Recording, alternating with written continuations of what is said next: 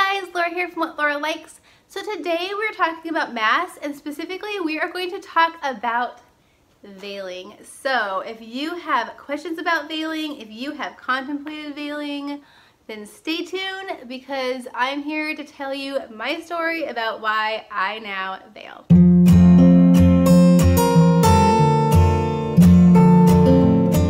Hey guys, so it's Laura here from What Laura Likes. We are on chapter 18 of the Handbook for Catholic Moms, and chapter 18 was all about the Mass. Now, I love Mass, I adore Mass. This is why I'm Catholic, because I cannot go to any other religious service besides the Mass. Like, it is where we are with Jesus. It is just, there is nothing better. So when I was growing up, I would see like the random person veiling, and sometimes it was like a woman and her children. And Chloe does veil, so I'll get to that. And I always thought it was like a cultural thing. Like they either looked like they're from Europe or somewhere over there. And then I think it was last year, I started looking into like traditional Catholic, thoughts, and what do Catholics, when they say traditional Catholic, what does that mean?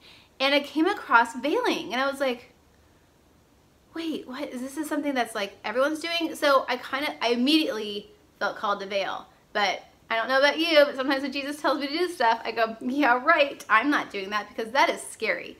And I don't want to stand out in church. I started reading up like why people veil, and I was like, oh wow, St. Paul like tells women to cover their heads and men to uncover their heads. Like, that's interesting. And then like, oh, this idea that, we are like God's princesses, and that we should, and that we're sacred, and that we can carry life within us. And, you always see Mary with a mantle on her head, and there's just a lot out there. There's a lot of reasons why women veil. They're definitely not veiling to tell everybody else that they're more pious. I promise you, I do not like the extra attention. I do not want people looking at me. I don't like any of that, but I really do believe in veiling. So I'll put some articles down below and some video links if you guys are really interested. If you're feeling called to veil, I highly, highly suggest giving it a try. It just keeps, Jesus really there. And then this is kind of like, blocks your vision a little bit, so you're just a little bit more focused. It definitely makes me feel focused. I know for sure my daughter is like, she's like, I pay way more attention. She doesn't color in church anymore. She doesn't look at books at church anymore. She puts her veil on, and that girl, and she is 7, you guys. She is just like, on target, praying. I mean, it's just beautiful looking at my little daughter with her little white veil on, and oh my gosh. So let's talk about some like basics. So the first veil I got was white. I got my daughter and I both some white ones, and these are from Amazon. They're $10. I'll pin them below. I didn't want to invest a lot of money because I didn't know if I liked it, so I didn't want to like invest all this money and then decide that it wasn't for me. And like I always pin it like here, and then I cross pin here and then pin here. I have really thin hair, and so it's like really soft hair, so the veil like slides around for sure. The second time I wore my veil, it kept slipping, and I kept messing with it, and it was like the exact opposite of what I wanted, from veiling. And so it was really frustrating, and I had to like leave during the collection to go like adjust my veil. Which is not what I wanted to do. So I had a white one, right? And so then I started doing some research on colors, and it turns out that when you're married, traditionally, if you're a married woman, you do not wear white veils. You wear darker colors. So then I bought a black one, which I still like, but, and I think I'll wear more maybe in the winter time. So this is like the exact same pattern as the white one. It's just black, and again, it's from Amazon. It was like $10.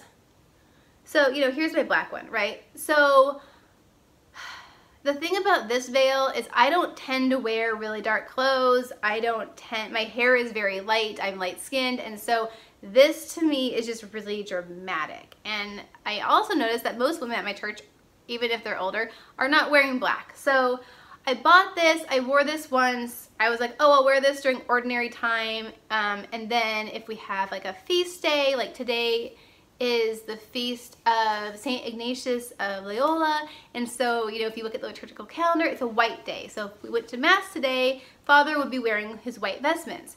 And so I would wear my white veil if I went to Mass today. I would not wear my black veil.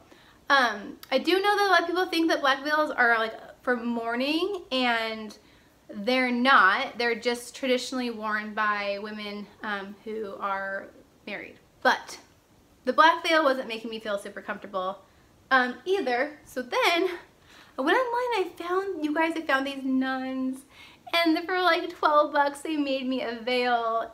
They make veils, I'll pin them below.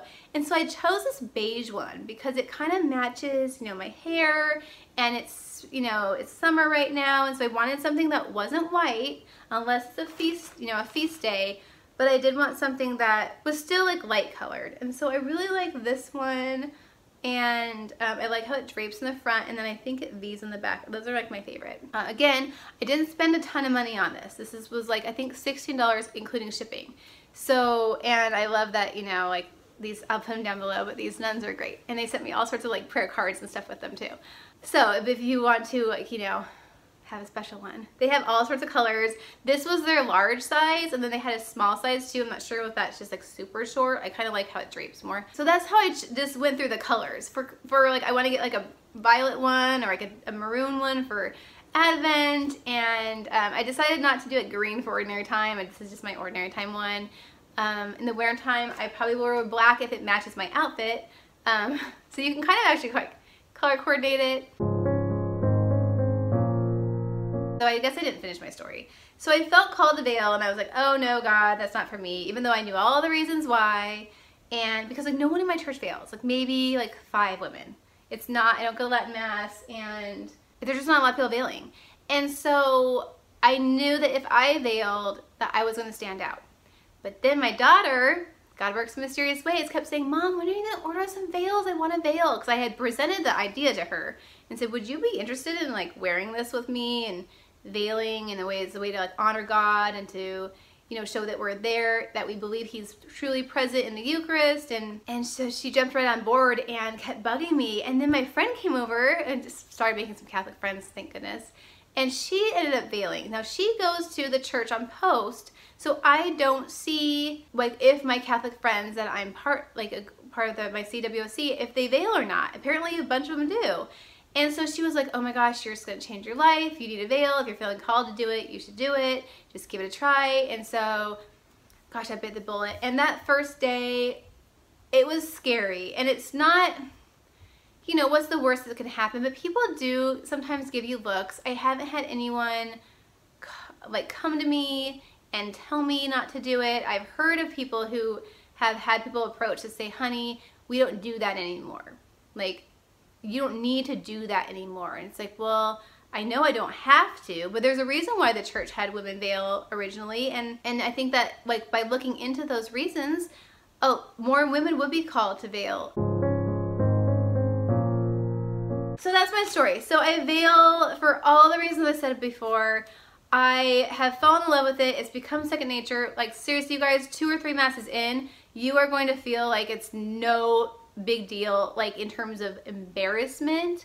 I do feel like I'm in like in a sorority with the other ladies who's veil, but I'm hoping that I'm inspiring others to perhaps ponder whether they want to veil. And honestly, you guys are you're never too old to veil. I had someone on my Instagram say she's in her 50s and that she loved the idea of veiling, but that she just didn't feel like it was something like appropriate for her age group. And it's like, oh my gosh, no, like most of the women that veil in my church they're older than I am. And so I don't think it's ever too late to start veiling. If Jesus is calling you to do something, he's calling you to do something, and you just don't know. I just read this story from this book called The Moral Compass by Bennett. I'm doing the PACE program with my kids for character development. There's gonna be a whole other video about PACE program, but this story is relevant because it was about the cactus, and the cactus was like trying to give his life to the Lord, and he's like, why am I here? What is my worth? And he's getting older and older and nothing's happening until finally he's like crying out to the Lord and saying, you know, I wanted to do something for you, Lord. I wanted my life to be worth something. I feel like I failed you, and if I did, I'm sorry. And suddenly, you know, the flower blooms on the top of this cactus, and the fragrance of it all, and the beauty of it all, and the moon smiling at him, and everything. This one flower has brought so many people joy. And, you know, Jesus says, as long as you are striving to please me in your life will never be in vain. Because even if it is just for a moment, you will bring something to this earth that betters others. And you just never know what that's going to be. And so all you can do is pray and ask God if he's calling you to do something, and then do it and see what comes from that. So I think especially like if you veil and your daughters start veiling, I think that's the most powerful thing. I would do this only, even if people heckled at me every mass, I would do this for my daughter, because I think that when you veil as a girl, as a child, and you have that sense of purity, and that sense of chastity, and that sense of being like Mary, and that sense of honor that God has given to women, you're not going to just throw it away. And I know that as mothers, we all pray that our daughters stay pure and chaste and holy. And you know, we all have our things we fall, and that's life, that's original sin. But I think that anything we can do to build up our daughters in terms of how much Jesus loves them and how they're princesses of God, I don't think anything bad's going to come of that. So again, this is Laura from What Laura Likes. The Mass is beautiful. If you have not gone to Mass in a long time, I pray that you will go. Mass is about the Eucharist, and Jesus is coming down from heaven and putting his body and blood, soul and divinity into that host, and then you get to be this living tabernacle, and it's phenomenal and mind-blowing. And I love you all, and I hope that you go to Mass. And again, let me know if you are going to veil, and it looks like I'm needed, so I'll talk to you later. Bye.